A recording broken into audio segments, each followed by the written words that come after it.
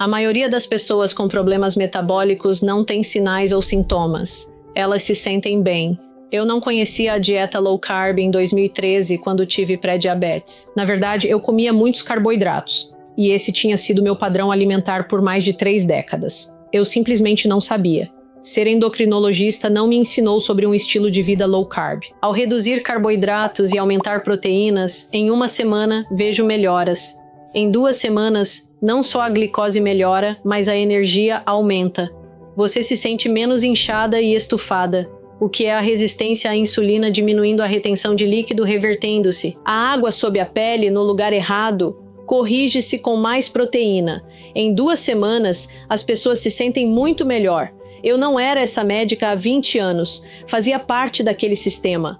Eu fazia parte daquele treinamento, daquela máquina que prescreve 1, 2, 3, 4 comprimidos e finalmente insulina. Foi uma combinação de circunstâncias na minha vida que me deu esta chance de abrir os olhos e felizmente eu abri. Quando alguém se torna metabolicamente doente e resistente à insulina, quais são os primeiros sinais e sintomas? Jesse, fico muito feliz que você me perguntou isso, porque a maioria das pessoas que vive com problemas de saúde metabólica não tem nenhum sinal ou sintoma. Elas se sentem bem. E essa é uma das armadilhas disso. É que talvez tenhamos que investigar mesmo quando alguém se sente absolutamente bem. Mas talvez algumas coisas para pensar é se há dificuldade em perder aquela gordura na barriga, ou peso na cintura que se recusa a sair, ou se sentir cansado o tempo todo, ou notar que está ganhando peso fazendo a mesma coisa. Esses seriam sinais. Claro, se tem histórico familiar, são motivos para investigar. Mas, na verdade, não quero que as pessoas esperem por sinais e sintomas.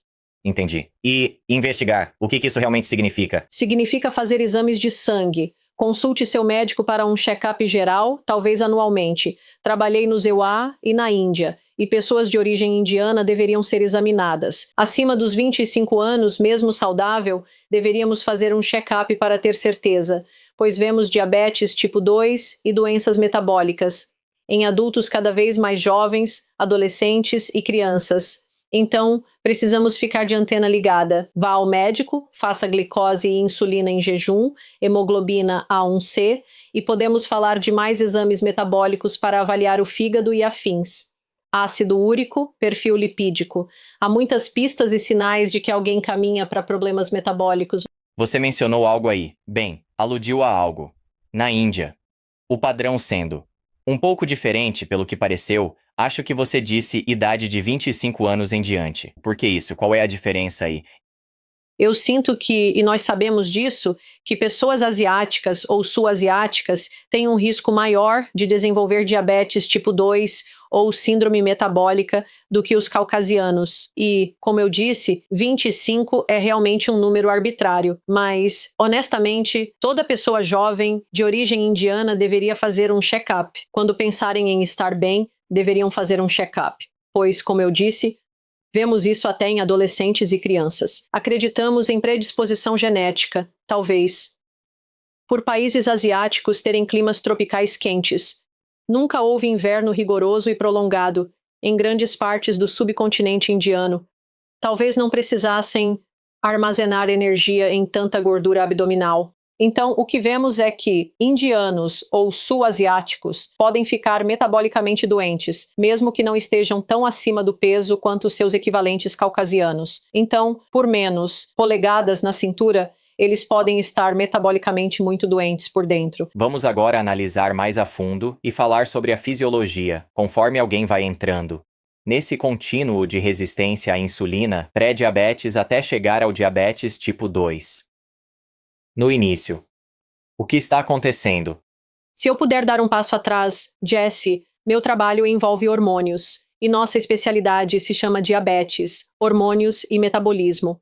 E nós usamos muito a palavra hormônio, mas é importante falar sobre este hormônio, a insulina, porque todo mundo entende o que é diabetes. Significa, meu açúcar no sangue está alto. Mas anos e anos antes disso, quando estamos progredindo para a síndrome metabólica, pode ser apenas Obesidade simples, ganho de peso simples, que é o que parece por fora, mas você pode até estar com sobrepeso ou peso normal e ter seus níveis de insulina subindo aos poucos. E isso é algo que você pode não saber, mas por que os níveis de insulina subiriam?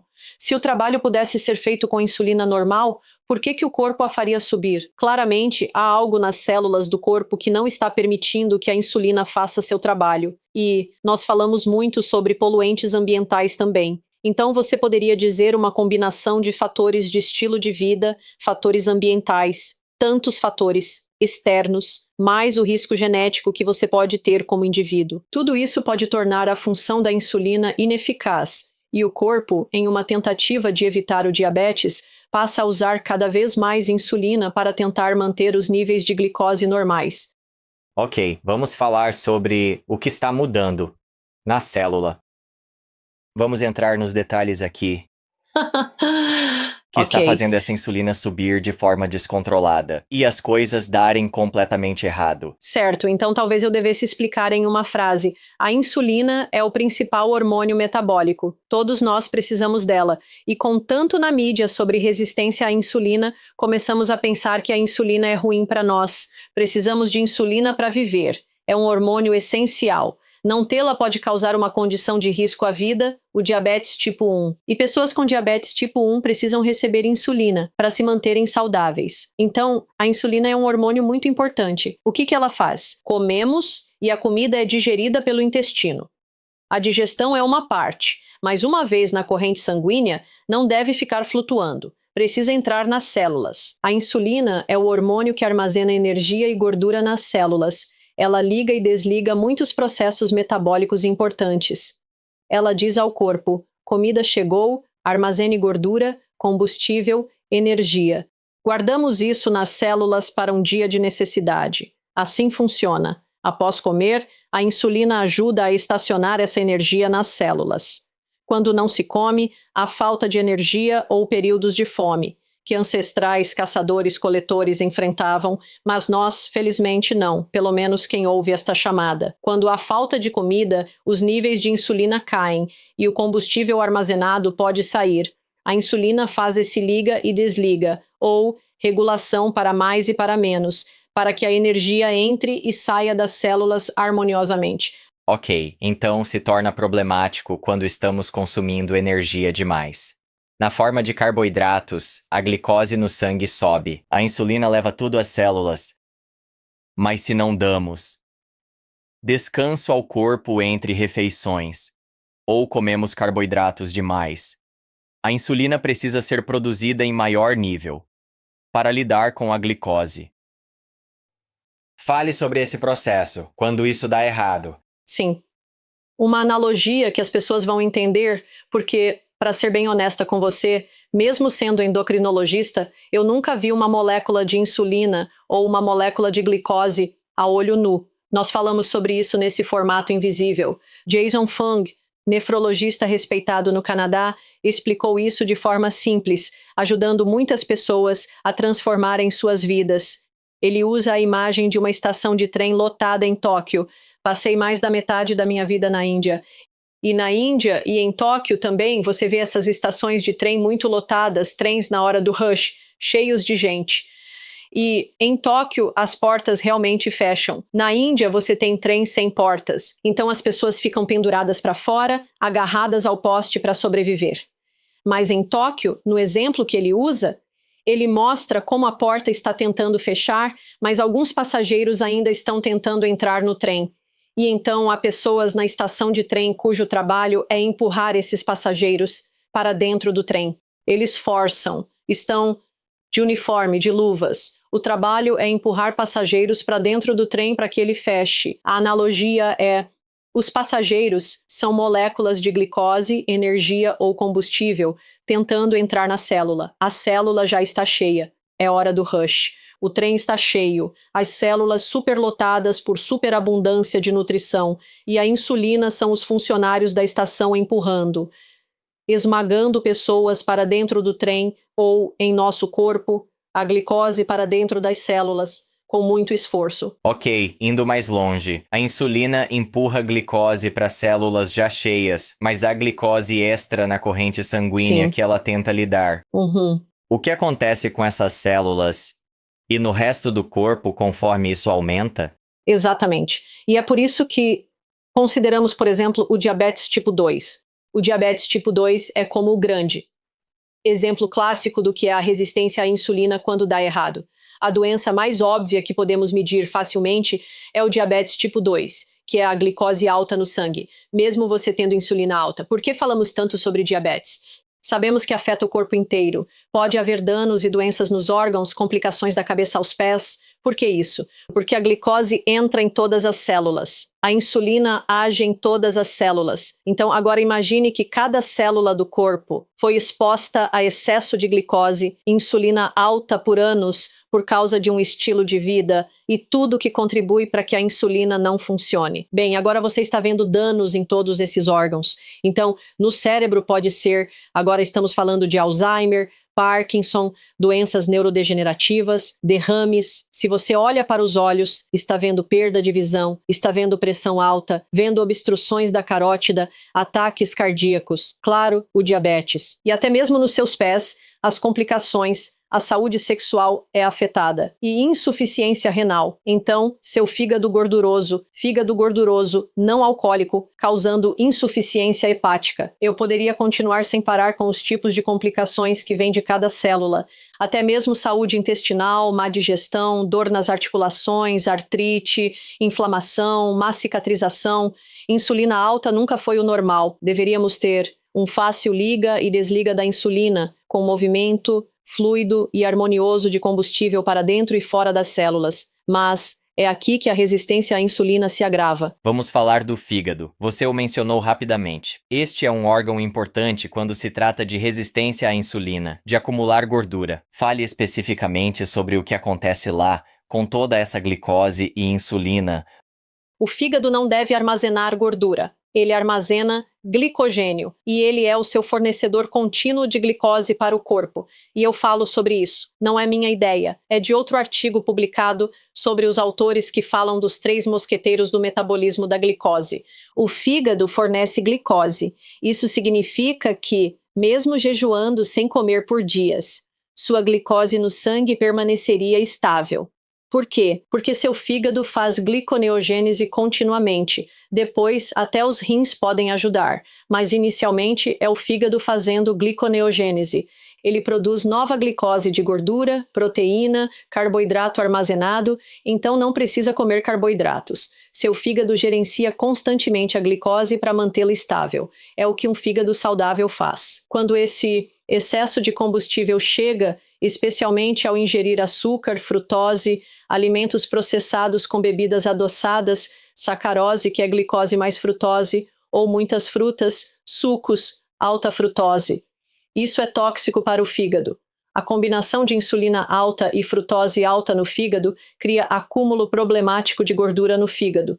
Isso não deveria acontecer. Mesmo pequenas quantidades de gordura presas no fígado fazem com que o fígado adoeça. Você começará a ver suas enzimas do fígado subirem, que é o seu SG. Na Índia, chamamos de SGOT, ou SCPT. Na América, é chamado de ALT e AST. E você começará a ver esses números subirem. E Robert Lustig, ele é um endocrinologista pediátrico muito conhecido. Ele fala sobre como a faixa de referência normal do que essas enzimas do fígado deveriam ser quase dobrou ou triplicou na última geração.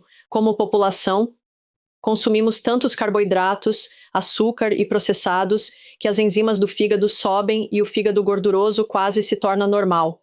Não é normal no corpo, mas tão comum na sociedade que o chamam de normal. Já vi radiologistas dizerem, você tem fígado gorduroso grau 1, eu nem vou colocar no laudo, porque todo mundo tem isso. E é muito ruim a gente aceitar isso porque está ultrapassando a doença hepática alcoólica como causa de insuficiência hepática. Então é um grande problema. Certo, vamos passar para o pâncreas. É aqui que a insulina é produzida. Enquanto tudo isso acontece, a produção de insulina é acelerada. Estamos bombardeando o corpo com glicose e insulina. Fale sobre isso especificamente nesse órgão. Sim. Agora, no contexto do diabetes tipo 2, seja com muitos centímetros se acumulando em termos de ganho de peso na barriga ou apenas um pequeno ganho de peso, se você tem muita gordura visceral, o que significa que você pode ser magro por fora e gordo por dentro, ou pode ter muitos centímetros na cintura. De qualquer forma, pode haver gordura dentro do abdômen, onde não deveria. Ela não pertence ao fígado, nem em excesso dentro e ao redor dos órgãos na cavidade abdominal. Não deveria estar lá além da quantidade normal. Isso começa a se infiltrar até no pâncreas. Radiologistas começam a notar e prestar atenção nisso. O pâncreas gorduroso. O mesmo conceito, não deveria armazenar gordura no pâncreas. O lugar normal para armazenar gordura é sob a pele, a gordura subcutânea. É lá que aguardamos para períodos de fome ou inanição. Ela entra e sai dos locais de armazenamento sob a pele. É o que talvez chamaríamos de celulite. É onde ela é metabolicamente mais segura do que dentro da barriga. Agora, a gordura dentro do pâncreas é tóxica. Ela começa a danificar o pâncreas, especialmente no que diz respeito a um endocrinologista, a cauda do pâncreas, a ponta do pâncreas, que é a parte que de fato produz esse hormônio importante chamado insulina. Então, com o tempo, se alguém teve resistência à insulina, seu pâncreas, é como colocar alguém para fazer hora extra, hora extra, hora extra, sem dar descanso. O pâncreas pode se esgotar e o fornecimento ou a produção de insulina começa a cair e a falhar. Isso pode acontecer com alguém que teve diabetes tipo 2 por anos e estava bem com comprimidos. De repente, médicos dizem: os comprimidos não funcionam, precisamos te colocar na insulina. Agora, podemos estar cometendo um erro clínico aí se não fizermos um exame de sangue para confirmar que se trata de um pâncreas esgotado. E eu falo sobre esse tipo de paciente bem no começo do meu livro, em que presumi que o pâncreas dele tinha falhado e ele simplesmente não queria usar insulina. Então tive que fazer outras coisas. O pâncreas dele não tinha falhado. Naquela época, no meu consultório, eu não pedi esse exame, mas o pâncreas dele estava disposto a voltar a funcionar de forma mais saudável ao mudar o estilo de vida e produzir a insulina certa sem precisar de injeções. Mas o pâncreas pode ser danificado, como qualquer outro órgão, e falhar em produzir insulina suficiente. E isso chega a um ponto, e eu suponho que sim, em que não dá para reverter? Sim, o exame para saber isso é um teste de peptídeo C, um peptídeo C em jejum. Novamente, Jesse, quero que seu público saiba. Nós, endocrinologistas, deveríamos ser os especialistas em diabetes. Somos os médicos mais bem treinados quando se trata do controle do diabetes. Mas havia algo muito compartimentado na minha formação, ou pelo menos talvez eu tenha perdido isso na aula, mas também não vejo meus colegas fazendo isso. É que usávamos o teste de peptídeo C quando achávamos que estávamos lidando com diabetes tipo 1. Nunca o usávamos ao decidir clinicamente se a pessoa com diabetes tipo 2 precisava de insulina. Nunca usávamos o teste de peptídeo C para isso. Agora que o uso, percebo que consigo ter essa conversa com meus pacientes. Poderíamos ter pensado, se eu não tivesse feito o exame, que seu pâncreas está permanentemente danificado e, por isso, sua glicemia não responde aos comprimidos. Mas acontece que seu pâncreas ainda está na ativa. Ele luta por você, tenta ajudar, libera insulina. Com o tempo, ele se esforça para te apoiar, mas o estilo de vida não apoia o pâncreas. Vamos falar o que você pode fazer para ajudar seu pâncreas, ter níveis normais de glicose, sem que eu precise dar mais comprimidos. E, por fim, insulina. Essa é uma conversa importante para dar esperança ao paciente. Meu pâncreas talvez esteja fraco, e se eu reverter agora, talvez consiga recuperá-lo e evitar receitas desnecessárias. Então, no nível mais básico, o que falamos até agora é que estamos colocando carboidratos demais, açúcares demais no corpo. A glicose no sangue sobe, a insulina sobe, tentando se livrar da glicose, tentando empurrá-la para dentro das células. Estão cheias, os órgãos ficam gordurosos. Basicamente, há um excedente de energia e o corpo tenta armazená-la de qualquer maneira. Isso se torna problemático quando começa a colocar gordura em órgãos como fígado e pâncreas. Com o tempo, estamos lentamente quebrando o corpo. Sim, e isso vem. E algumas pessoas quase se ofendem. Como assim? Estou comendo demais? Eu como pouquinho, faço refeições pequenas e frequentes. Meu dietista, nutricionista ou médico me disse que preciso fazer refeições pequenas e frequentes. Só fico beliscando o dia todo. O que não percebemos é que estamos constantemente nesta situação de insulina subindo, no corpo, e o corpo está observando se os níveis de insulina estão subindo ou caindo. É somente quando os níveis de insulina estão caindo que conseguiríamos mobilizar essa gordura armazenada.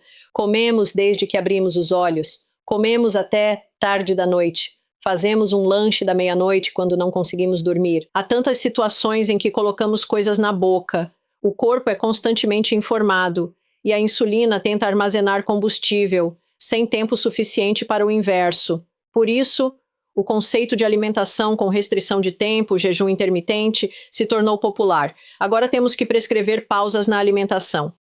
Você mencionou isso. Quero aprofundar um pouco mais. O fato de que isso é tão sistêmico.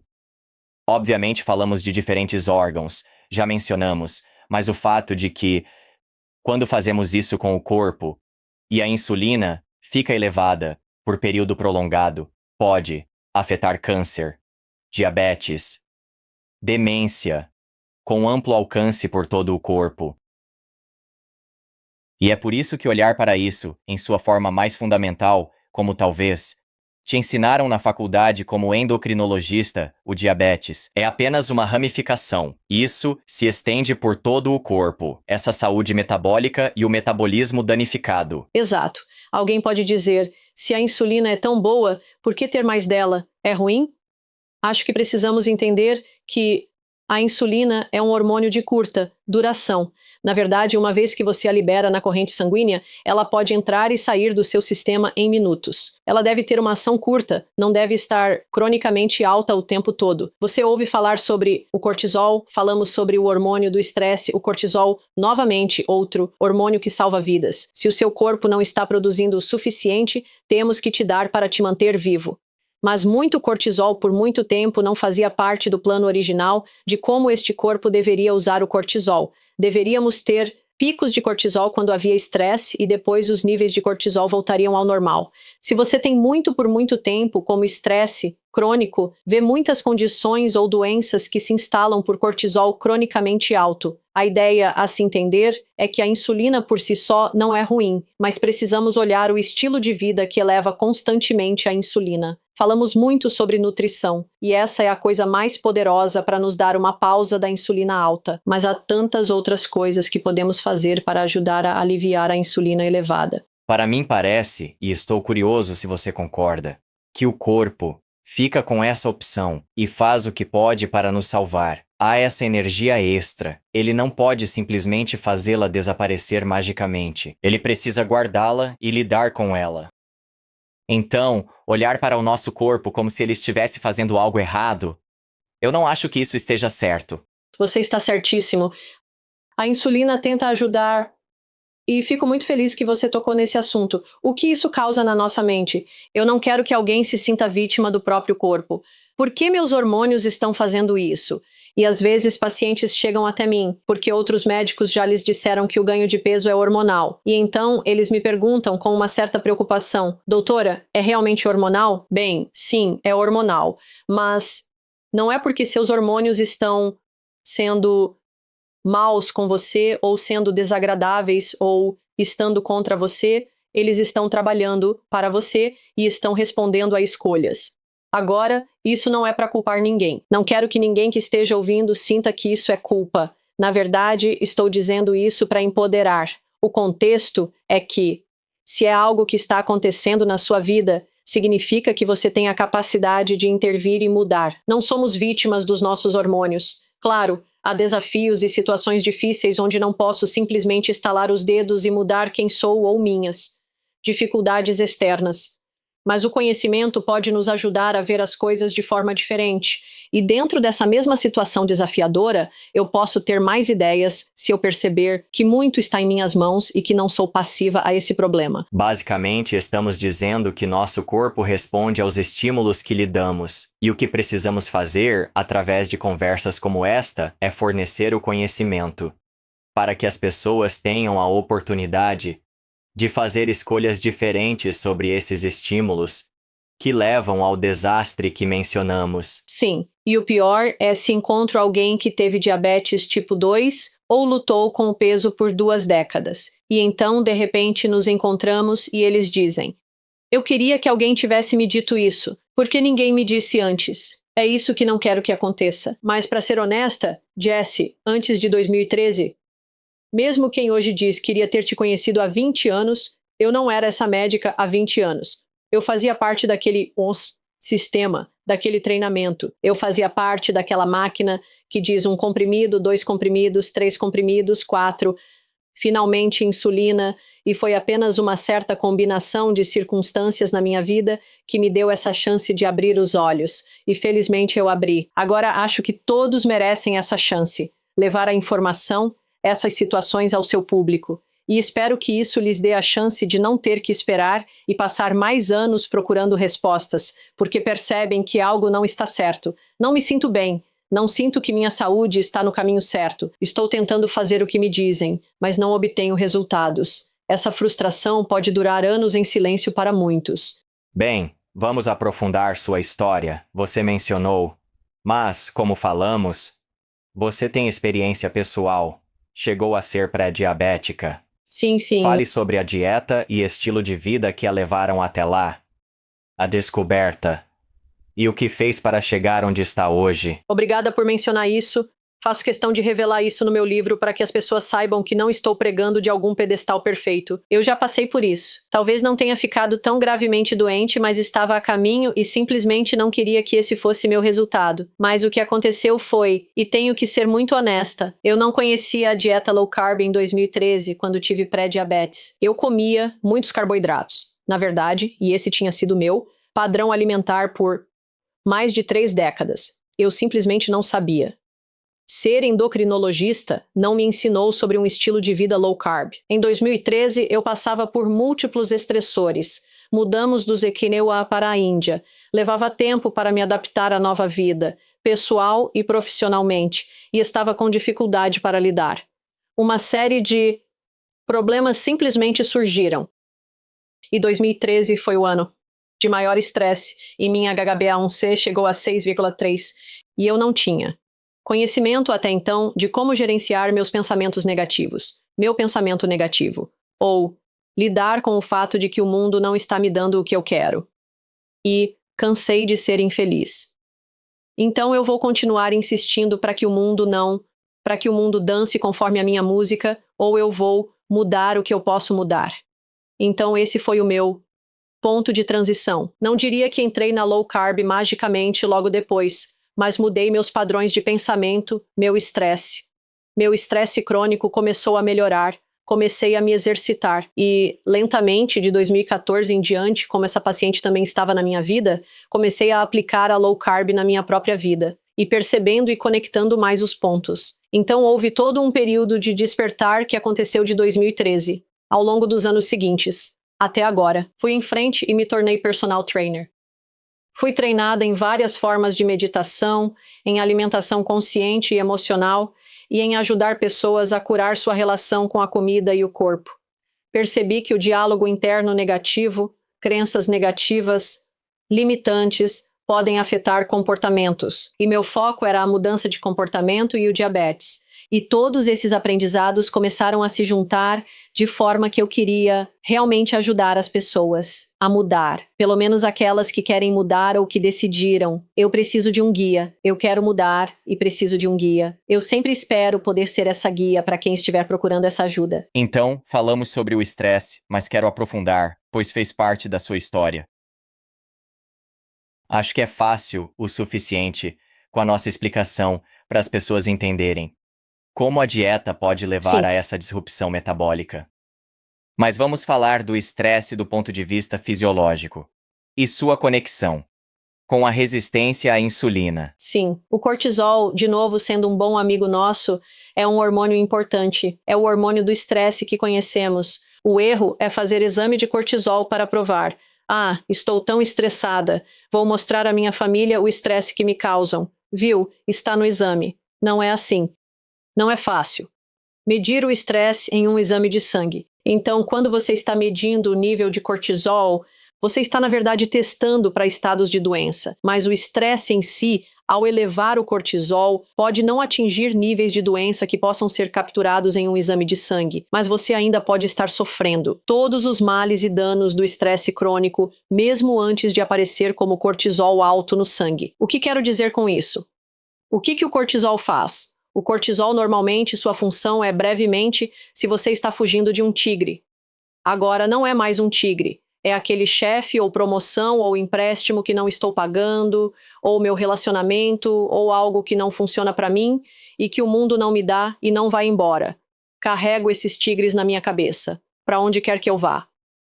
E então, com isso, não tiro o pé do acelerador. Estou apenas pisando fundo no cortisol, cortisol, cortisol. Agora, o cortisol de curto prazo salva vidas. Ele te dá uma breve explosão de energia, uma explosão de glicose. Por quê? Porque você está claramente em modo de luta, fuga ou pânico. Algo muito difícil acontece. Uma avalanche ou um tigre vindo na sua direção, ou você está caçando sua próxima refeição e precisa capturá-la. Então você precisa daquela explosão de energia e pico de glicose para ajudar seus músculos a terem aquele salto energético extra ou ataque energético, seja lá o que for que esteja tentando fazer. E isso geralmente dura segundos ou, no máximo, minutos.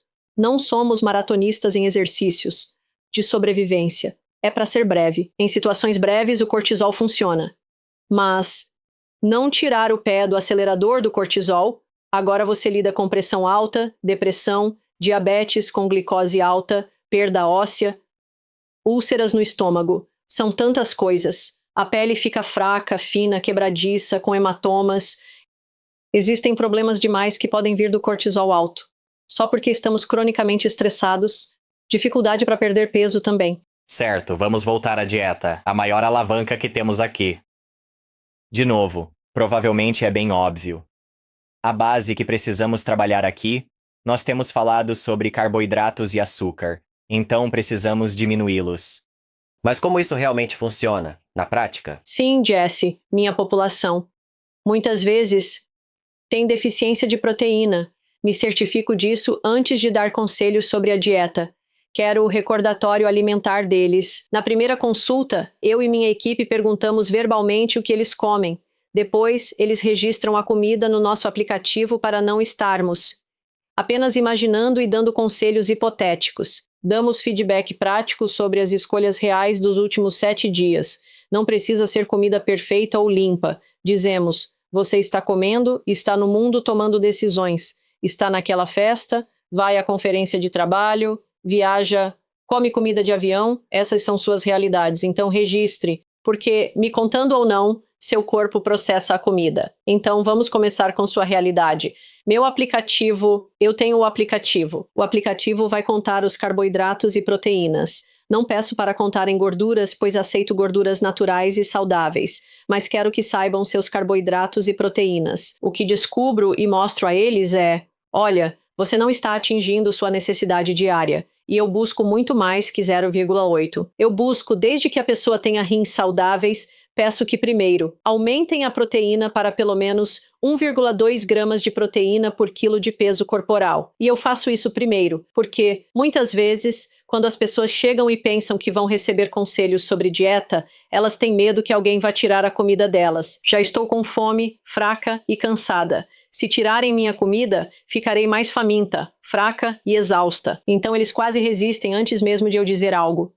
Eu os ajudo a tranquilizar esse medo. Digo que não vou tirar nenhuma comida. Estou pedindo para comer mais. Coma mais proteína no café da manhã, almoço e jantar. Tente 25 gramas de proteína no início do dia, no almoço, no jantar e veja como se sente. E então, com base na fome que ainda tiver, você pode diminuir os carboidratos porque todos começam a reclamar: estou tão cheia, é difícil comer tanta proteína pois estavam acostumados a consumir honestamente, quando calculo, cerca de 25 a 30 gramas. Poucos realmente consomem mais de 50 a 60 gramas de proteína diária quando me procuram.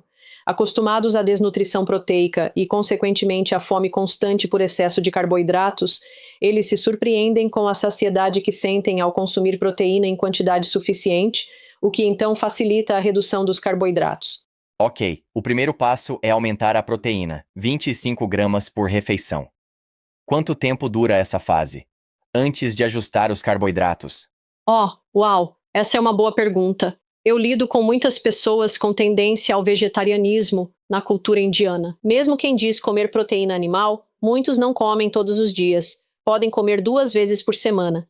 Por motivos religiosos, culturais, disponibilidade, financeiros, tantos motivos. E então, quando calculo a ingestão deles, às vezes, é tão baixa e predominantemente vegetariana que fazer essa mudança para consumir o suficiente para vegetarianos, às vezes, leva até 2 meses. Eles reclamam de mudanças digestivas. Estavam acostumados a muita fibra em vegetais e podem estar reduzindo fibras ricas em carboidratos. Dizem que seus hábitos intestinais mudaram e temos que resolver isso. E então, a resistência psicológica à proteína. Na minha população, pelo menos na comunidade indiana, há muito medo em torno da proteína. Preocupam-se com os rins e o ácido úrico, não justificado pela ciência. Mas esse medo é bem presente na comunidade, então tenho que lidar com isso. E se você vai continuar vegetariano, em algum momento terei que falar sobre a necessidade de um suplemento de proteína. E há muita resistência que recebem em casa.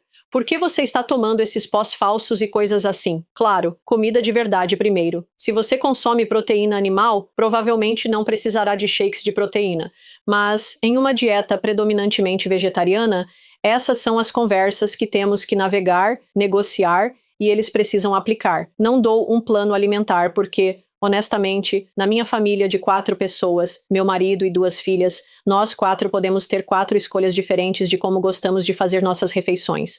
E não temos as mesmas preferências. Não presumo que posso prescrever um plano alimentar que funcione para todos. Precisamos fazer uma engenharia reversa a partir da cozinha e da vida diária deles. Eles sabem cozinhar, eles têm ajuda, eles comem fora, eles viajam, e tem que ser uma habilidade dinâmica que ensinamos, então pode levar tempo. Minha longa resposta é que leva tempo porque os ajudamos a construir soluções. Em vez de atalhos, dietas de curto prazo que duram apenas semanas, enquanto a motivação deles durar. Mas então, quando a vida fica difícil, eles têm que abandonar a dieta porque é muito desafiador. Ok, então é um processo mais longo e suave. Existe uma meta final com os carboidratos? Um número que você gosta que as pessoas atinjam? Sim, se eles continuarem vegetarianos, consigo ajudá-los a alcançar resultados se ficarem na faixa de 80 a 100 gramas de carboidratos. Já vi algumas comunidades low carb dizerem menos de 130 ou 120. Eu acho que quando há proteínas vegetarianas, ficando entre 80 e 100, um pouco mais baixo do que chamamos de limite superior da low carb, não tão baixo a ponto de entrar na faixa keto, porque para vegetarianos fica muito limitante e restritivo. Não há muitos alimentos indianos naturais que sejam compatíveis com a dieta keto, especialmente no mundo vegetariano. Então eu não faço isso, e eu quero ajudá-los a construir algo que eles possam sustentar. Não é apenas uma dieta passageira de 2 semanas. Isso tem que ser algo com que possam viver para sempre, um plano de longo prazo. Então vamos com calma. Com 80 a 100 gramas de carboidratos por dia, meus pacientes e clientes se sentem satisfeitos. Eles estão felizes. Isso se encaixa na vida familiar e social. Conseguem equilibrar comer fora, às vezes uma sobremesa, fruta, pão, arroz ou um grão ocasional, e ainda obter resultados metabólicos. Eu talvez precise adicionar o jejum intermitente, mas a gente resolve isso quando chegar a hora. Ok, então, para alguém que está aberto a incluir proteína animal, você tinha mencionado a cetose.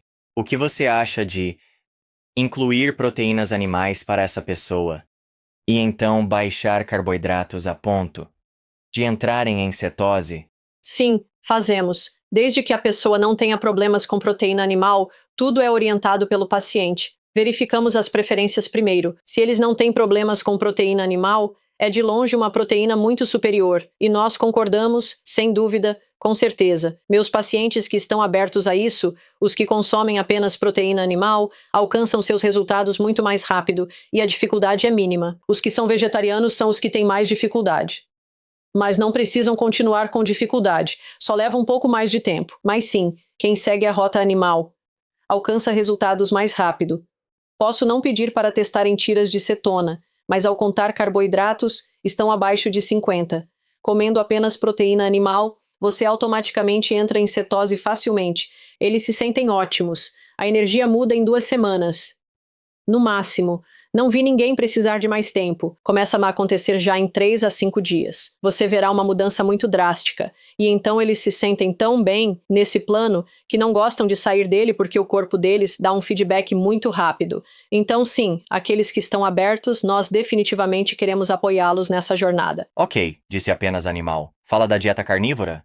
Tenho 2 pacientes indianos que são carnívoros. Conheci um colega agora, um médico de emergência da Índia, de Nova Delhi, que é carnívoro. Então a comunidade carnívora na Índia está crescendo. Existem alguns influenciadores fitness que são apenas carnívoros. Mas, de novo, eu deixo que eles me digam que é assim que eles querem ser. Mesmo que seja apenas animal, acho que é uma porcentagem pequena, mas predominantemente animal. Quem é predominantemente de origem animal e com pouco carboidrato pode não ser totalmente carnívoro, mas é cetogênico o suficiente. Menos de 50 gramas de carboidratos de fruta, salada ou algo ocasional. De novo, cetose não é o objetivo. Procuro saber, alcançaram metas metabólicas? Glicose normalizou? Pararam com remédios? PA baixou, pressão arterial, estão perdendo centímetros na cintura, estão ficando mais fortes. Desde que isso aconteça, não preciso me preocupar com os níveis de cetona. Certo, já falamos sobre o que comer. Mas vamos falar sobre quando comer. Você mencionou o jejum. Quero abordar algumas áreas, lanches e jejum. Então vamos começar com os lanches. Para alguém que te procura, seja qual for a dieta que a pessoa vá adotar, é algo que você tenta fazer com que eliminem logo no início? Sim, gosto de me ver como um Google Maps, guia, assistente de navegação ou educadora. Não gosto de policiar as pessoas dizendo, pare de lanchar agora porque estou mandando.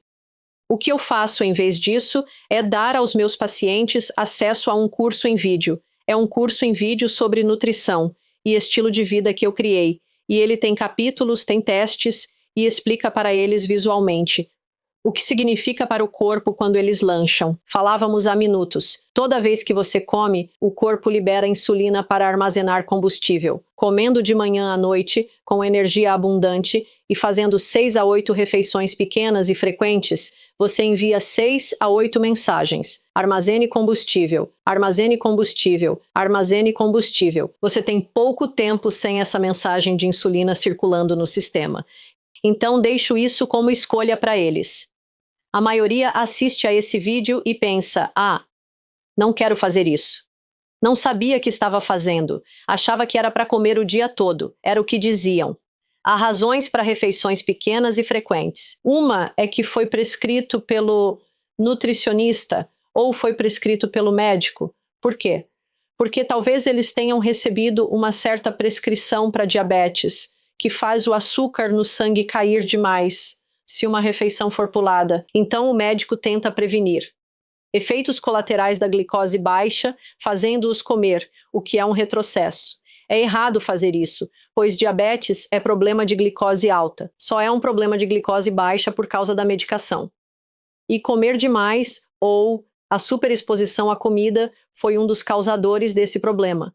E agora estamos adicionando mais comida em cima disso. Então, como essa pessoa vai conseguir escapar desse ciclo vicioso? Então, dou essa informação ao paciente e quando seus olhos se abrem, a maioria vê o bom senso e pensa, não quero fazer isso, vou juntar meus lanches à minha refeição. Se quisesse comer essa fruta no meio da refeição, coloco junto com a refeição, seja a anterior ou a próxima, e mantenho lá. Eles percebem, estou tão satisfeito porque priorizo a proteína, vou tirar um pouco de carboidrato daquela refeição maior para não me sentir empanturrado.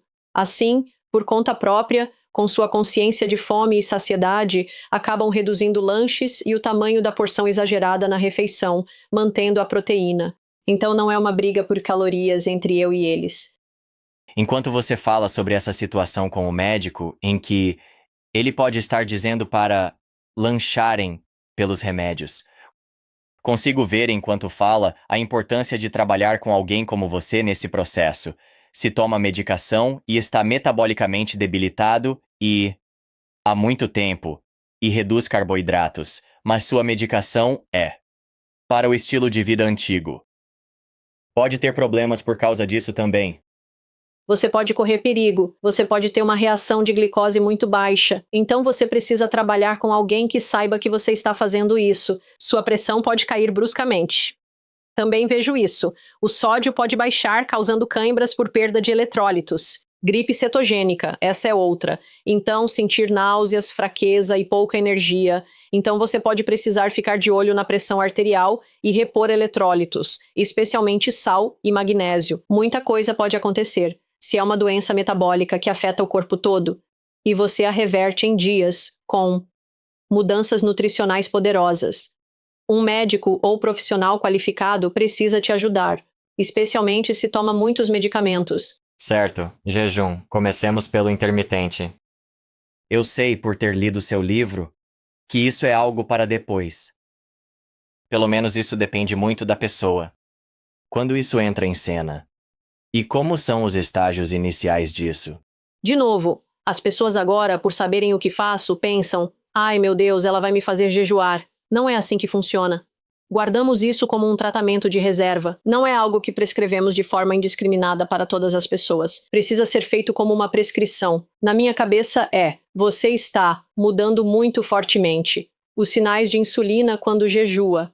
Então, se você não tomar cuidado, você pode interferir na fisiologia da pessoa e não é o ideal. Se você faz isso com, digamos, ingestão inadequada de proteína ou tenta jejuar vindo de alta ingestão de carboidratos, é aí que as pessoas dizem: ah, tentei jejuar, sei que vai me dizer para jejuar, mas não funciona para mim, tive uma experiência terrível.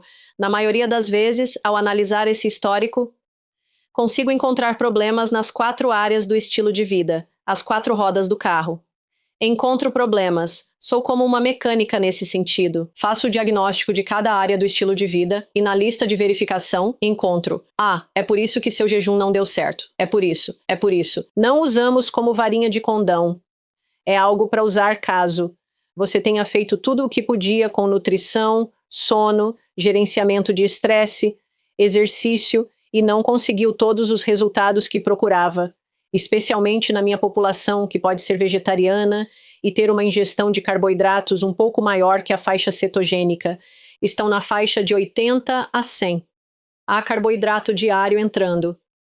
Essa pessoa pode ter gordura abdominal que não sumiu, ou gordura no fígado. Triglicerídeos não baixam. Diabetes não está sendo totalmente revertido. Podemos precisar adicionar este 5º elemento do jejum intermitente nessa situação. E, quando chegam lá, porque fizemos na sequência certa, já estão satisfeitos, não estão com fome e esperam pelo jejum. Me perguntam: posso jejuar, por favor? E se torna uma experiência mais segura e agradável. Pelo que parece, com seus pacientes, se não recomenda jejuns mais longos, digamos de 2, 3 dias, jejum de água, mas para alguém que, com o tempo, se torna metabolicamente saudável. O que você acha disso como uma ferramenta periódica? De novo, qual duração é a certa para cada pessoa? Começamos com 16 horas e continuamos monitorando a glicose, especialmente para quem tem diabetes. É uma medida fácil de quanto jejum precisamos. Para alguém que está fazendo isso puramente para perda de peso, a gente tem que ir testando e tentar levá-los ao jejum de 36 horas, para que eles realmente entrem em queima de gordura e dar alguns meses para ver como vai. Talvez 2 vezes por semana ou 36 horas, depois que atingirem seus objetivos. E essa sou eu. Não tenho doença que estou tentando reverter. Brinquei com todas as combinações. Meu jejum máximo foi de 116 horas, pouco menos de 5 dias. Fiz isso como exercício acadêmico. Queria saber o que estava prescrevendo. Eu fiz alguns de 48, fiz o de 72 e depois forcei para ver qual era o meu limite pessoal. Assim sei o que prescrevo. Quanto ao jejum periódico que alguns fazem, uma vez por ano, um de 72 horas só com água para induzir autofagia, um jejum anticâncer, não tenho problema.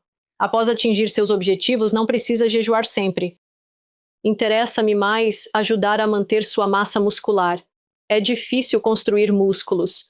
Ao envelhecer, em déficit de nutrientes, queremos dar estímulo anabólico de crescimento muscular. Então queremos nutrir bem o corpo, treinar bem. E então eu gostaria de ver a pessoa comendo proteína suficiente em vez de jejuar demais quando não precisa. E aí eles podem fazer esses jejuns de água mais longos uma vez por ano, apenas pelos benefícios de limpeza. Mas ainda são necessários mais dados para saber quais propriedades anticâncer ele tem. Mas o conceito de autofagia é fascinante. Acho que não tem problema fazer um jejum longo ocasionalmente. Existem alguns suplementos específicos que você recomenda para alguém que é resistente à insulina que possam ajudá-los a se recuperar mais rápido? Não, eu não vi dados fortes o suficiente além de apenas repor o que está deficiente em termos de ferro, B12 e D. Muitas pessoas tentam usar suplementos, mas eu não vi uma correlação direta aqui. Este suplemento reduz a resistência à insulina, creatina, para ajudar os músculos. E há tantos outros benefícios que estamos vendo agora em termos de dar creatina. Então, esse é o único suplemento adicional que eu talvez adicionaria. Mas, fora isso, não encontrei grandes estudos que digam que este micronutriente é o que faltava para corrigir a resistência à insulina. Ok. E para a saúde geral? Você mencionou eletrólitos antes. Podemos encaixar isso nesta categoria. Sim, Quais são os magnésio. básicos? Sim, você mencionou magnésio antes também. E quais seriam Sim. outros suplementos básicos importantes? Não além da B12, ferro e D, em termos de necessidades diárias, diria que se não está recebendo ômega 3 suficiente na dieta, precisamos considerar tomar um pouco de ômega 3, especialmente vegetarianos. Provavelmente deveriam pensar nisso, mas, de novo, os dados não são fortes. Podemos fazer isso porque nos faz sentir melhor, mas não temos estudos perfeitos. São nutracêuticos, não são bem estudados. Então, se me perguntar e quiser tomar, não direi não porque não tenho provas de que seja prejudicial. Mas existe evidência forte de que um suplemento de ômega 3 é benéfico ou reduz o risco cardíaco? Não há evidências fortes. De novo, magnésio, em termos de sintomas, se alguém está sentindo pouca energia, fraqueza muscular, cãibras, insônia, coisas assim, usamos magnésio também. Certo. Antes de deixarmos a dieta e passarmos para os outros fatores, seus 4. Já cobrimos o jejum intermitente, mas os outros 3. Eu quero falar sobre a sua dieta especificamente, que é diferente da de muitos convidados que participam do programa. Muitas das pessoas que vêm aqui são keto com muita carne, carnívoros, low carb com muita carne. Eu estou mais ou menos nesse campo também agora. Mas você é vegetariana. Sim, É importante falarmos sobre como você estrutura sua dieta, como ela é, pois você ainda prioriza a saúde metabólica e o baixo carboidrato. Mas segue um paradigma diferente de muitos. Fale sobre isso. sim, e eu adoraria dar esperança aos vegetarianos que se sentem um pouco excluídos ou demonizados ou sentem que onde está minha luz guia? O que eu deveria comer? Eu peso pouco menos de 60 quilos e se eu considerar a proporção de 1,2 gramas por quilo, isso me daria uma meta de cerca de 75 gramas. Eu adoraria passar disso se puder e estou prestes a intensificar minha rotina de treinos e pegar um pouco mais pesado na academia. Então, espero que vou sentir mais fome por causa disso. Vou aumentar minha proteína o máximo que tolerar, acima disso. Para mim, um pacote inteiro de tofu seria uma refeição que me dá cerca de 25 a 28 gramas. Essa é uma refeição. Como 5 ovos com queijo em outra refeição, o que dá mais de 30 gramas. Quando adiciono o queijo, se estou com fome entre as refeições, como o equivalente a meio baralho de queijo, talvez 6 onças, simplesmente como. E eu também como paneer, é o laticínio, o queijo fresco indiano, que vem da coalhada do leite. Então, em vez do tofu, eu posso comer uma tigela enorme, com cerca de 150 gramas de paneer, o que dá mais perto de 25 gramas de proteína. Alterno entre eles e se estou na correria, viajando e não sei de onde tirar essa proteína. Então, tomo um shake de proteína, com 25 gramas. Na maioria das vezes, tomo um à base de plantas. É uma combinação de arroz integral, quinoa e proteína de ervilha. Sem sabor e sem açúcar. Tem gosto de giz. Não é exatamente o mais saboroso para se beber puro. Para melhorar o sabor, eu poderia adicionar alguns ingredientes como coentro, pimenta, limão, folhas de hortelã frescas e temperos. Mas dá muito trabalho, então eu só chacoalho e tomo de uma vez. Ou eu tomo um shake de whey protein de vez em quando, mas teve uma fase em que eu não consumia laticínios. Então eu parei com os maus queijos e o whey. E ovos são importantes para você? Sim, não consigo ficar sem ovos se a coisa aperta, se estou na rua e é uma loucura. Chego a comer 8 ou 10 ovos por dia. Ok. E obviamente, de novo, voltando aos convidados típicos do programa, seguindo a dieta cetogênica. É mais fácil quando você inclui alimentos de origem animal. Para você, são razões culturais ou de saúde? O que te leva ao mundo vegetariano? Sim, dá muito mais trabalho quando você é vegetariano para tentar resolver isso. Quando somos uma família de 4 vegetarianos com 4 versões diferentes do que gostamos de comer e todos sermos vegetarianos, é interessante a quantidade de coisas criativas que temos que pensar. É um trabalho mental. Por que eu faço isso? Eu comia carne até os 15 anos. Eu cresci. Eu nasci e cresci nos EUA até os 10 anos. Depois vim para a Índia, voltei para a América e depois para a Índia. Fiz esse vai e vem algumas vezes. Então, me sinto muito à vontade com as duas culturas. Então, não tenho aversão ao sabor de proteína animal, mas decidi parar apenas por razões de bem-estar animal. Houve momentos em que senti muita vontade de comer proteína. Nas 2 gestações, eu senti que precisava de proteína de melhor qualidade. E essa vontade, acho que era meu corpo me dizendo que eu precisava de mais proteína. Mas é mais por razões animais que eu não como. E eu tenho minhas preocupações sobre como os animais são tratados. Acho que podemos melhorar nisso. Talvez se existisse um mundo ideal onde eu tivesse minha própria fazenda, rancho e animais e pudesse tratá-los com humanidade, aí sim consideraria a proteína animal uma fonte superior. E é por isso que compro ovos muito bons e caros de galinhas criadas soltas, que dizem ser livres de crueldade. Mas eu mesma fui lá ver as galinhas? Não. Então, o que se faz é difícil, sinceramente, viver de forma responsável neste mundo. Então, é mais por essa perspectiva que evito proteína animal. Mas, para ser sincera, se eu tivesse que escolher, se estivesse sem saída, sem comida disponível, ou eu comeria um pão ou alguma proteína animal. É uma situação extrema, claro. Acho que eu escolheria a proteína animal, porque eu valorizo minha saúde e acho que tem uma questão ética. Você tem que lidar consigo mesma e tem que dormir bem à noite. Mas não acho que eu ficaria bem me entupindo de pão e... Não, cuidando da minha saúde. Ok, então voltando aos princípios da dieta. Priorizar a proteína, diminuir os carboidratos. Você explicou como fez isso sendo vegetariana. Parece que são muitos ovos. Como seria para alguém que segue uma dieta vegana? Sim, isso é Você, difícil. imagino que trabalhe com veganos. É difícil, mas como eles fazem para conseguir? Conseguem sim, já trabalhei com eles e sei que é bem difícil. Eles ficam satisfeitos sim, mas também muito cheios e com uma sensação de peso devido à quantidade de fibras que ingerem. Às vezes se sentem inchados e têm dificuldade. Uma delas tinha tantos problemas intestinais, um desequilíbrio, que não tolerava a proteína. Eu dizia: precisa de mais proteína para curar seu intestino, mas ela: meu intestino não aguenta. Esse era o sistema de crenças dela. Então, eles acabam usando muito tofu, proteína de soja e shakes de proteína. Não há realmente mais nada. Quantas castanhas e sementes você vai comer? Vegetais, de novo, você os come pela proteína que vem em alguns ricos, como espinafre, brócolis, couve de bruxelas, mas saciam tanto pela fibra, ficam inchados, satisfeitos. Shakes de proteína e tofu são tudo o que tem. É difícil. Uma categoria de alimentos frequentemente ligada à resistência à insulina são os óleos de sementes. Sim. Então, fale sobre como vê uma conexão, se é que vê, e se são algo que evita. Sim. Enquanto contava o caso de 2013, em que esse senhor se recusou a usar insulina, eu não sabia sobre óleos de sementes.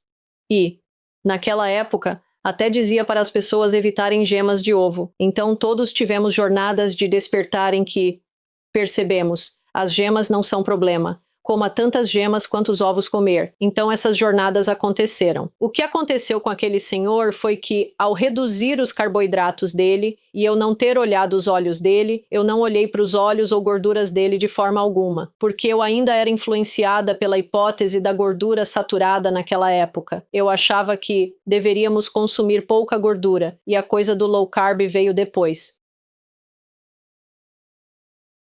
Minha prescrição para ele foi reduzir os carboidratos e eu não interferi nos óleos de cozinha dele.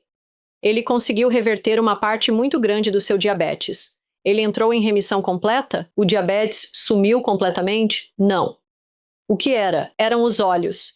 Ele não tinha ganhado massa muscular suficiente porque era um clássico falso magro. Magro por fora, gordo por dentro. Tinha gordura na barriga. Ele era, no geral, magro. Tinha bochechas fundas, braços e pernas finos, mas uma barriga. Esse diabetes residual vinha da sarcopenia e de poucos músculos? Não sei. Comecei a trocar as gorduras de cozinha das pessoas há uns, não sei, 5, 8 anos.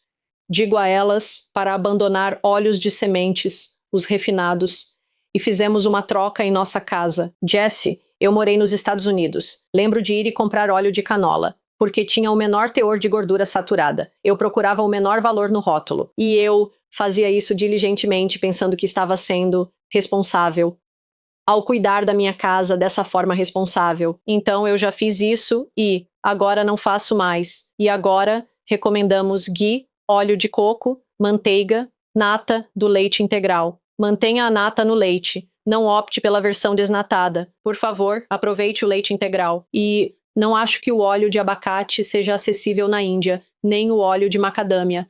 Isso é chique demais e bizarro demais para a cultura indiana. Então, se alguém precisa continuar com óleo de semente, pois cozinhar com ghee é muito caro.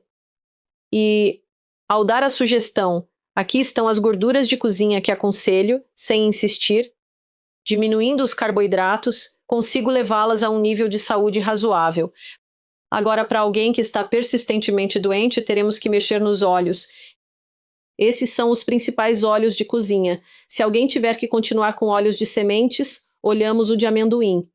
Talvez o menos prejudicial seja o de amendoim e talvez o de gergelim. Basicamente é isso. Até agora focamos em proteínas, em obter proteína de qualidade e diminuir carboidratos. Agora, gorduras. E você deixou claro que não teme gorduras. Mas ainda não falamos sobre obter abundância de gordura pela dieta. Então, para você, o foco é mais nos outros 2 macros. E a gordura se resolve por si só. Ou você gosta de garantir que está consumindo uma certa quantidade de gordura? Incluímos gordura. Sim, gosto de como você formulou a pergunta. Acho que deixo a gordura se resolver por si só. Não sou prescritiva quando se trata de gordura. As pessoas já têm medo de gordura. Então, por enquanto, só a torno um macro aceitável, pois ao ajustar carboidratos e proteínas, já progredimos o suficiente. Quando perguntam sobre gorduras, consuma até a saciedade. Se aumentou sua proteína dentro da meta e ainda está com fome, consuma gorduras para a saciedade, mas não monitoro nem peço para atingirem certo número ou gramas de gordura. Acho que estão bem e não precisei correr atrás disso como meta. Certo, vamos passar para a próxima roda do carro do estilo de vida, o sono. Ainda não falamos sobre isso. Como isso se relaciona com a saúde metabólica? De 2 formas. As mais comuns, entre tantas, são as principais. Uma é a duração do sono reduzida. Dormir menos de 6 horas por dia, o que acontece muito na cultura indiana. Pessoas trabalham, se sobrecarregam, ficam acordadas até tarde. Infelizmente, elas ficam rolando a tela do celular e vendo redes sociais ou trabalhando, produzindo e com clientes no mundo todo numa economia 24/7. Não estão dormindo e levando tudo isso para a cama. Não tem um período para desacelerar. Neste momento, estou violando. Deveria estar usando meus óculos que bloqueiam a luz azul, pois já passou muito do pôr do sol. São 8h40 da noite. Está um breu lá fora. E tenho essa luz gigante no rosto. E sou culpada disso. Estou nesta chamada e não os uso. Mas qualidade e quantidade são afetadas pelos estilos de vida. A última coisa no sono é muito problemática e subdiagnosticada. Quase sinto que indianos são mais propensos a isso, com estruturas corporais menores e até IMCs normais. É a apneia do sono. Não precisam estar muito acima do peso, talvez apenas um esqueleto menor, uma mandíbula menor, talvez. Não sei se a altura tem a ver com isso. Não sou especialista na antropometria, mas há muita apneia do sono não diagnosticada que identifico, com base em perguntas. Pergunto sobre a sonolência diurna, se acordam dispostos. E há uma série de perguntas para triar isso.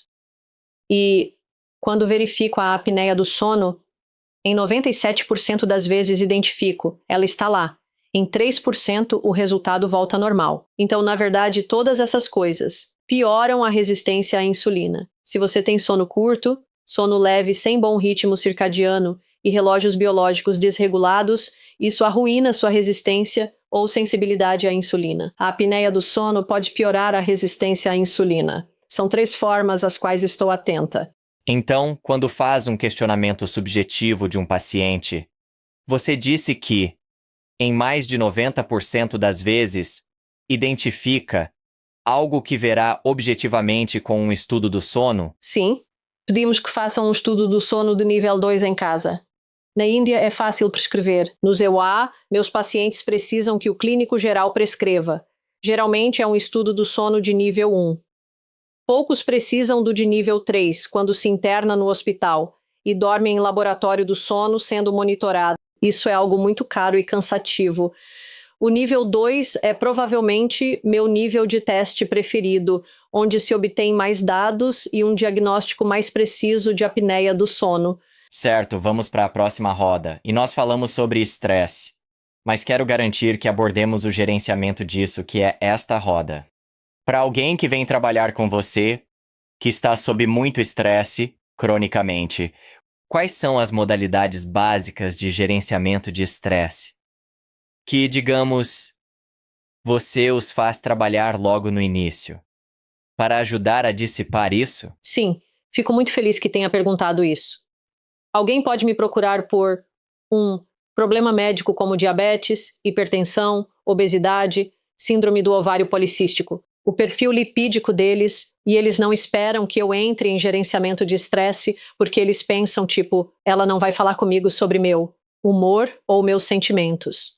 Mas eu sei, pela minha própria jornada, o quão relevante isso é para a saúde física. A saúde mental sendo relevante para a saúde física. E então eu queria normalizar isso. Eu queria normalizar o fato de que tudo bem a gente reconhecer que o estresse pode estar te deixando doente e tudo bem procurar ajuda.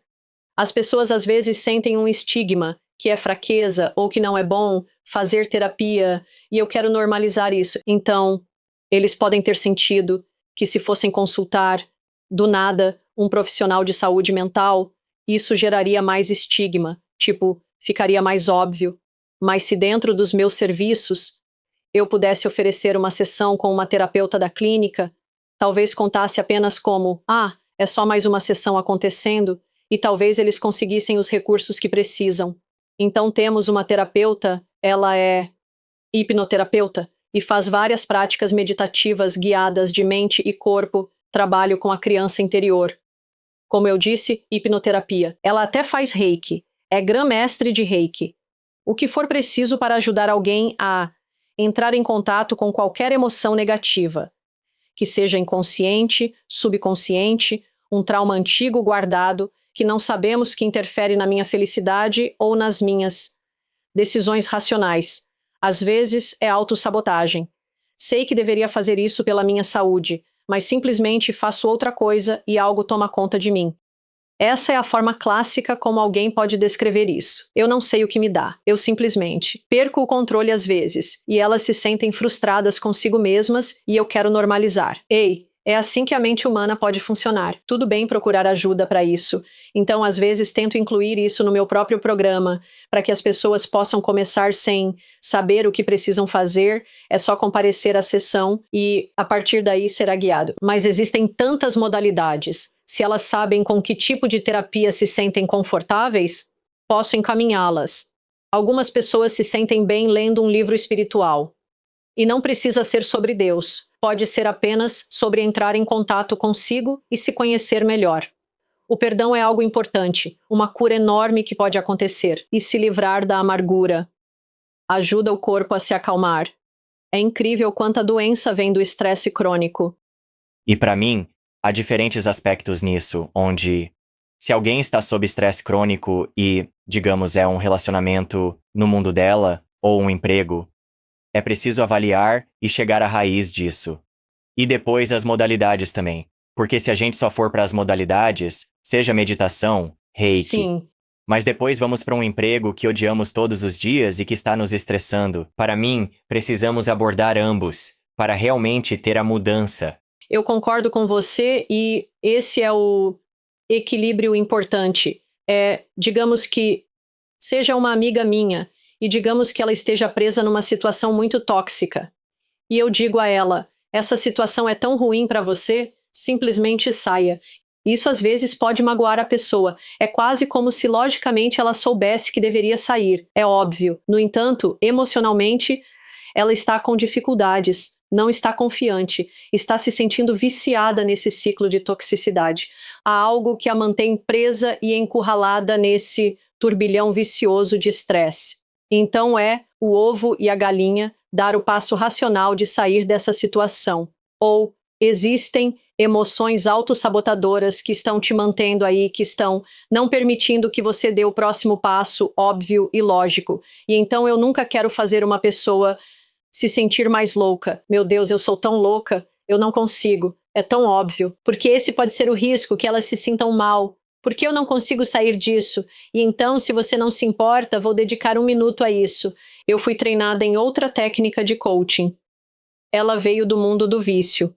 E o médico que escreveu o prefácio do meu livro, ele é um dos cofundadores dessa técnica de coaching, que veio do mundo do vício. Chama-se entrevista motivacional.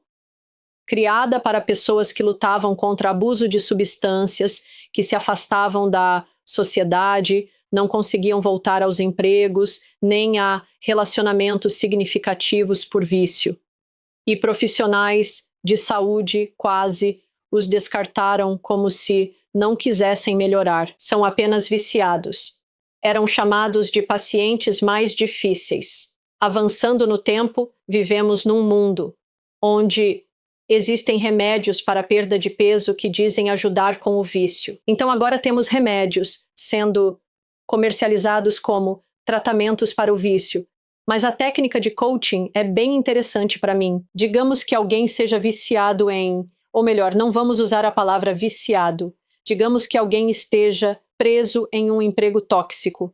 E se essa pessoa saísse, o diabetes dela melhoraria. E é óbvio para mim como médica, é óbvio como coach, que, cara, simplesmente saia da situação. Seu estresse iria embora. Se eu disser assim, parece que eu sei o que é melhor para eles. E estou dizendo isso a eles. O que eu quero fazer na entrevista motivacional é um estilo de coaching, um estilo de falar ou de ouvir que é, parece que você está empacado. Você obviamente tem 2 necessidades. Uma necessidade te mantém nesse emprego. Talvez seja dinheiro, segurança, ou a vergonha de não ter um emprego que te mantém aí, mesmo sendo tão ruim para seu bem-estar mental naquele escritório. Há outro lado seu que sabe que esse estresse crônico piora seu diabetes. Você tem necessidades válidas em ambos os lados. É por isso que está empacado, porque tenta cuidar de ambas as coisas agora. Sente que é ou o emprego ou sua saúde. Não pode ter os dois. Não pode ter boa vida profissional e boa saúde. Isso não é possível. E o trabalho do coach, então, não é dizer à pessoa o que fazer, mas entrar nessa conversa, com essa confiança inerente de que este cliente, este paciente, quer se dar bem na vida. É por isso que eles estão falando comigo agora. É por isso que estamos neste espaço juntos. É porque eles querem prosperar, querem ter uma vida boa. Eles talvez só não saibam como, talvez estejam empacados. E só por reconhecer isso e dizer, eu te vejo, não estou te julgando, vejo que você tem essas 2 necessidades. Você permanece nessa situação. Ao criar esse espaço aberto, seguro e sem julgamentos, muitas vezes a sabedoria da pessoa entra em ação. E há uma técnica em como você diz. Então, vou te mostrar 2, 3 maneiras diferentes, se não se importa, certo? Então eu vou te explicar isso de 4 formas diferentes. Você quer melhorar o diabetes, mas está preso nesse emprego. Ok, essa é uma. Ou você quer melhorar o diabetes e ainda continua nesse emprego. Ou você continua nesse emprego e você quer melhorar o diabetes. Ou a 4ª. Você continua nesse emprego, mas quer melhorar o diabetes. Eu gostei da última. A última, que bom que gostou. A anterior seria minha principal escolha. Vou te mostrar as duas, pois é difícil lembrar das 4 opções. Fiquei entre as duas. As duas primeiras não. Aquelas foram horríveis. Vou te explicar por que as 2 primeiras foram horríveis. Você sentiu instintivamente. Ninguém gosta que falem assim, certo? Não. Então, o que há de errado com as 2 primeiras? As 2 primeiras colocam o objetivo primeiro, querer melhorar o diabetes. Você está preso nesse emprego. Na verdade, coloca um ponto de interrogação no final, minha voz sobe. Você está preso nesse emprego? Estou te julgando, quão burro é. Ou começo com, você quer melhorar o diabetes, mas está preso nele. O mais. Então, se passo muito tempo em Chicago, lá tem o Second City, esse grupo de comédia stand-up, chamado Second City, tem um livro Sim e a ideia da comédia de improviso ou stand-up é que se o Jesse disser a Roxane que o céu é azul, ou se você disser que o céu é verde, direi sim. E está chovendo maçãs hoje, então sim, e você disse algo absurdo, mas é improviso. Ao dizer sim mantenho a conversa avançando, não deixo a energia cair. O é muito importante em comparação com o mas. Então, as 2 primeiras você não gostou porque eu fui quase sarcástica com o tom da minha voz, ou eu estava usando o mas. Agora, estas 2 últimas, você gostou mais delas, porque terminaram com a coisa desejada. Então é como música, sabe aquela brincadeira de infância em que tem um brinquedo, tipo uma bola, e as crianças estão sentadas em círculo e a música está tocando, e alguém que não está olhando tem que ligar e desligar a música, e quem fica com o objeto no final, sai? Sim. Você está passando isso, passando o bastão. Se falo com você, é mais provável que se lembre da última coisa que disse, pois é o mais recente que ouviu. Então eu quero que você, se for meu cliente, eu quero que você ouça a parte da mudança na qual você está interessado ou a parte em que você está empacado. A da mudança. Sim, porque então você vai usar isso como seu ponto de partida para poder começar a falar. Então, quando eu digo, você está preso nesse emprego, mas você quer melhorar o diabetes, o mas tem uma energia meio para baixo. Mas se eu disser, a melhor escolha seria: você está preso nesse emprego e quer melhorar o diabetes. Ponto final. Não há sarcasmo no final, não há tom de interrogação. Estou afirmando que eu te vejo. E estou terminando com, e você quer melhorar o diabetes. E estou deixando esse espaço. O microfone é seu, você pode falar. Então, se voltarmos a todo este tópico de gerenciamento de estresse, o ponto de partida inerente como terapeuta, coach ou médica de estilo de vida é que confio que essa pessoa tem sabedoria. Ela sabe o que é melhor na vida dela. Conhece a realidade assim que sai do meu consultório ou da minha consulta. Ela conhece a realidade melhor do que ninguém sobre o que tem que fazer lá. Então eu tenho que trazer essa expertise. Este é um encontro entre 2 especialistas. Sou a especialista em diabetes. E eles são os especialistas em si, na vida deles. Honestamente, uma doença de estilo de vida será resolvida por eles, não por mim. Então parece que uma grande parte disso é não falar com o paciente de cima para baixo e tentar fazer com que eles, prestando atenção em como você formula as coisas, cheguem à solução por conta própria. Sim, existem treinamentos. É um treinamento para a vida toda sobre como fazer isso. Ser mais eficaz como facilitadora e guia para eles. Os tipos de frases que você usa são coisas como: quão importante? Você classificaria isso numa escala de 1 a 10, sendo 1 o menos e 10 o mais importante? Eles te darão um número e você dirá: é um número bem alto.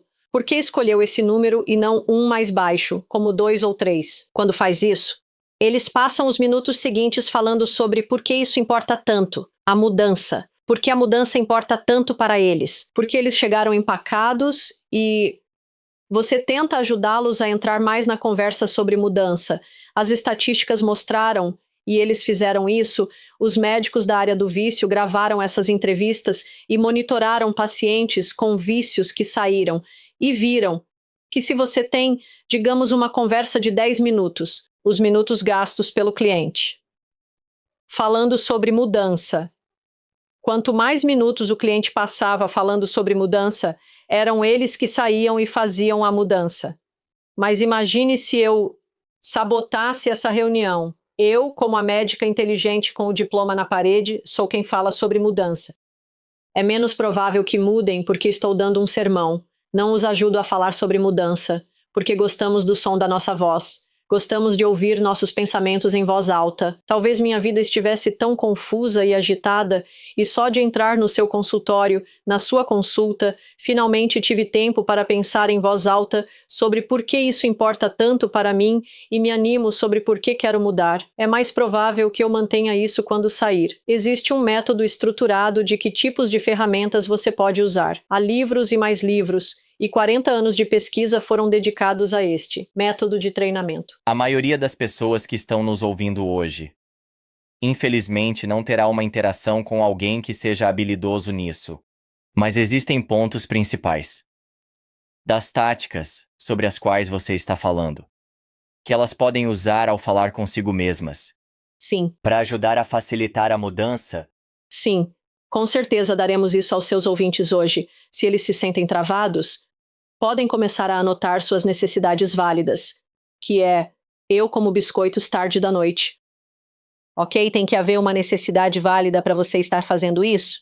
Isso me ajuda com o meu estresse, me ajuda com aquele chefe para quem eu não posso responder, me ajuda com este casamento que não está dando certo.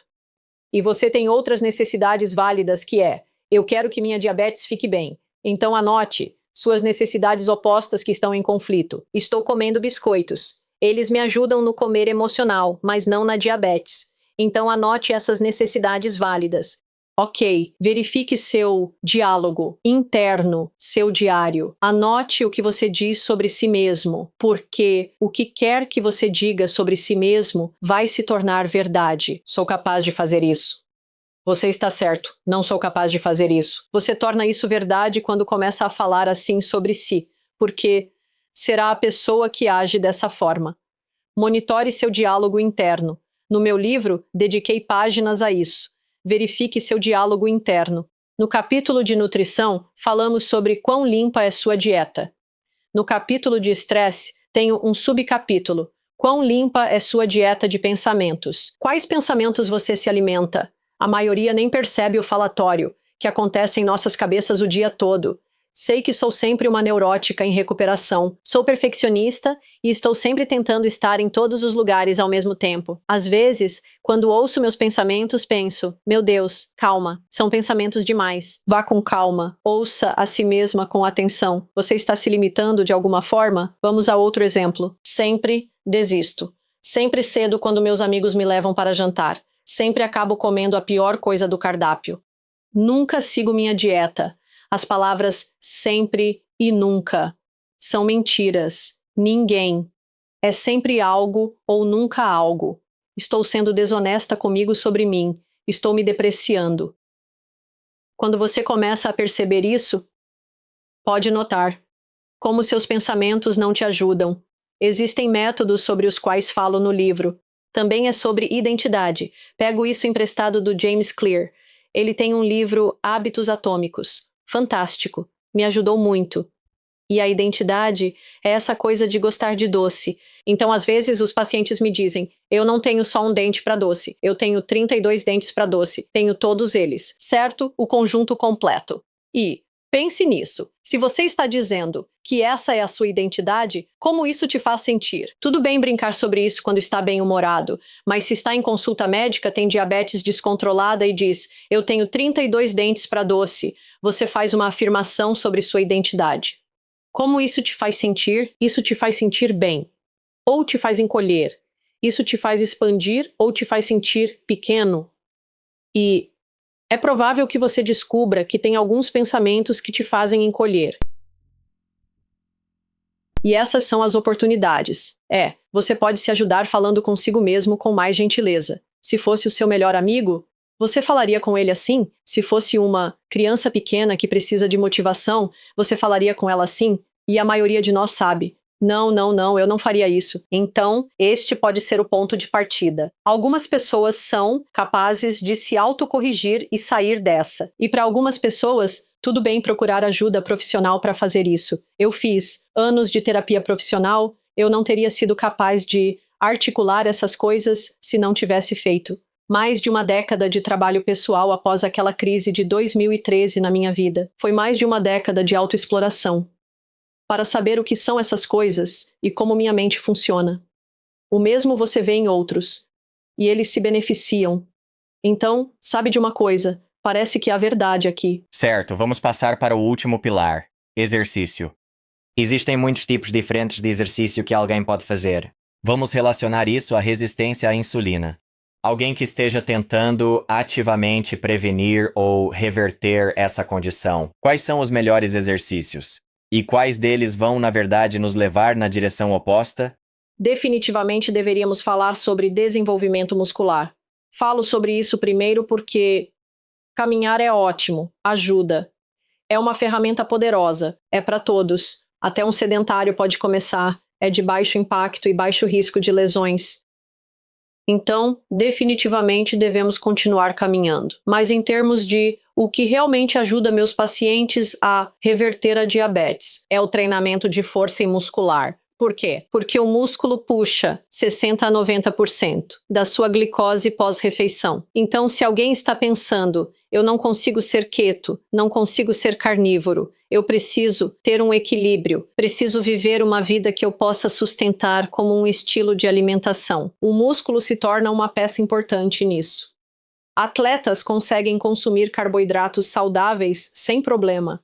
Não é que os carboidratos sejam do mal e devam ser reduzidos a zero absoluto, mas nossos corpos não conseguem tolerar carboidratos, já que temos todos esses fatores de estilo de vida mais a perda muscular. Na Índia temos algo, não sei se é o caso, para vocês que às vezes temos avós que não tiveram diabetes a vida toda, mas então, com 65, 75 anos ou mais, desenvolveram a diabetes da velhice. Esse termo existe no seu mundo? As pessoas desenvolvem a torto e a direito em todas as idades, mas não especificamente, nunca ouvi assim. Na Índia dizem muito isso, está lá. É quase normal, tipo, só pegaram a diabetes da velhice. Na minha cabeça, e agora que sei sobre músculos, foi a sarcopenia que se instalou. Não é que esses avós de repente mudaram o cardápio para biscoitos e macarrão, eles provavelmente sempre comeram assim. Eles não mudam de repente e mudam seu cardápio. É a sarcopenia e a perda muscular. De verdade, o músculo despenca.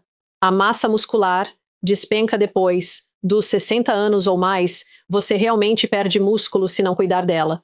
E para mim, essa é a explicação para esse aumento da diabetes em idosos. Então eu inverto isso e levo para os meus pacientes, que é o que o Peter Attia acerta. Ele fala sobre o decátulo do centenário. Gosto desse paradigma. O que você quer fazer nos últimos 10 anos da sua vida?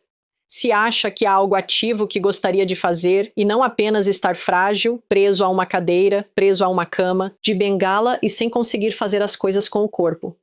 Se quer ser ativo, terá que fazer o cálculo reverso, levar em conta as perdas musculares e construir um condicionamento físico muito maior agora, para ter essa reserva e margem de segurança para as perdas musculares inevitáveis do envelhecimento. Mas do ponto de vista da diabetes, tenho razões imediatas, egoístas e de curto prazo para prescrever o desenvolvimento muscular. O exercício nos ajuda a reduzir a carga de medicamentos para diabetes, pois os níveis de glicose começam a melhorar quando todos esses músculos são ativados. Não apenas durante o treino, mas até 24 horas após, você verá que os níveis de glicose estão melhores, o humor está melhor e o sono está melhor. Há tantos benefícios secundários para as 4 rodas do carro do estilo de vida que temos que ajudar as pessoas a começar o treinamento de força, a superar a ideia de que apenas caminhadas e yoga serão suficientes. Certo, caminhar é bom como base. Queremos ganhar músculo, ter essa margem de segurança. Para a glicose no sangue. O que queria dizer com o outro lado é correr maratonas. Ciclismo de longa distância. O Sean O'Mara, que já esteve no programa algumas vezes, fala sobre como o cardio de longa distância, na verdade, aumenta a gordura visceral, que é um bom indicador de saúde metabólica ruim.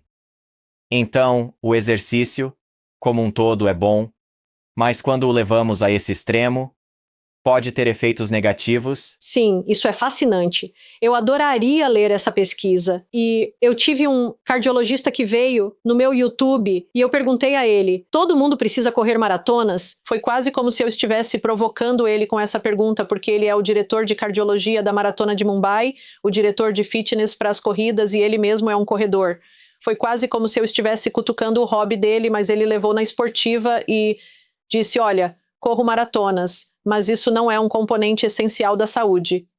No que concordamos, e eu concordo com isso, é o conceito de zona 2, que é construir sua base aeróbica. Eu nem acho que seja natural. Ou, se eu pensar na evolução dos caçadores-coletores, se você se lembra que estávamos falando sobre cortisol, aquela perseguição ao tigre, ou a fuga do tigre, ou a tentativa de caçar sua presa. Eu não acho que durou o tempo de uma maratona. Os humanos, na verdade, não são, eu acho, projetados para serem corredores de longa distância.